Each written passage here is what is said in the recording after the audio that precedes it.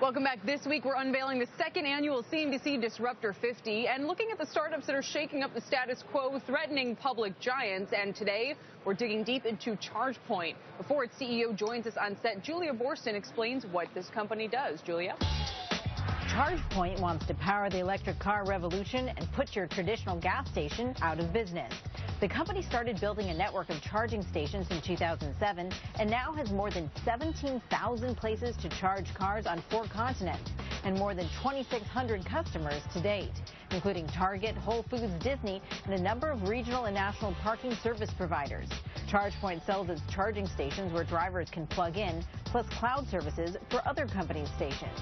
And as the market for electric vehicles grows, ChargePoint is expanding its focus to include the residential market as well. Fueling that growth, $112 million in VC financing from BMW, Toyota Tsusho, Siemens Venture Capital, and Kleiner Perkins, among others. And joining us now on set is ChargePoint CEO Pasquale Romano, along with our own Julia Borston. So congratulations. What is next for you guys? Where does growth go from here? Well, I mean, we're just scratching the surface right now with respect to the electric car industry in the United States.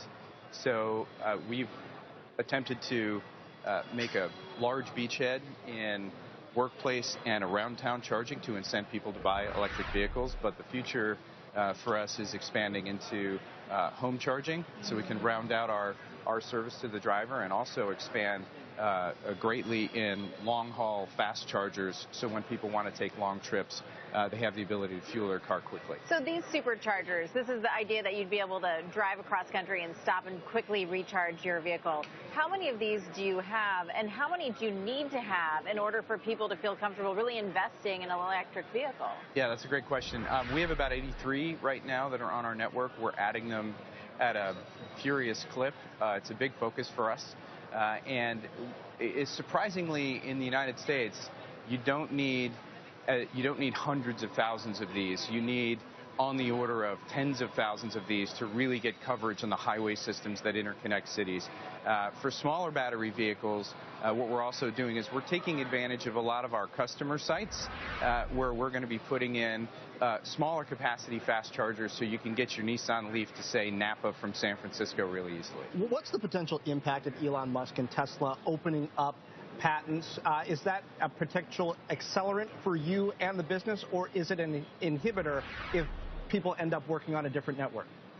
Well, what they're doing is awesome. I think we all need in this industry to pull together and realize that making the pie bigger is the right thing to do, and I really applaud what Tesla's done. We are fully complementary to Tesla and vice versa. Our fast chargers most of them anyway, will charge a Tesla with the new adapter that Tesla has, and in the future we're going to make sure that we can serve Tesla vehicles just as easily as we can serve any other vehicle. Just to put this into perspective for the viewer, 17,500 locations, that's just shy of the number of Starbucks locations in this country. But people hang on the number of same-store sales and how profitable and how popular some of the retail outlets are doing. I'm just wondering, for technology that's placed in a location, are you profitable immediately? How do you gauge sales on your actual device? That's an awesome question. We like to say that EV charging is good for business. And the reason it's good for business is, much like in the gasoline industry, you don't make much money on the sale of gas in a retail location, but you attract great customers to your business and you sell them other things. For example, at a Costco, I'm sure that they're welcoming those people into their store. The same thing goes with EV charging. Our retail customers are really using it as an incentive to get those EV drivers, which represent an awesome demographic, into those stores and for them to stay longer. We'll leave it there. Pasquale, thank you so much for being here. Thank you. As you disrupt the auto industry, as so many are doing these days, really appreciate it. Coming up next, tailgates 90.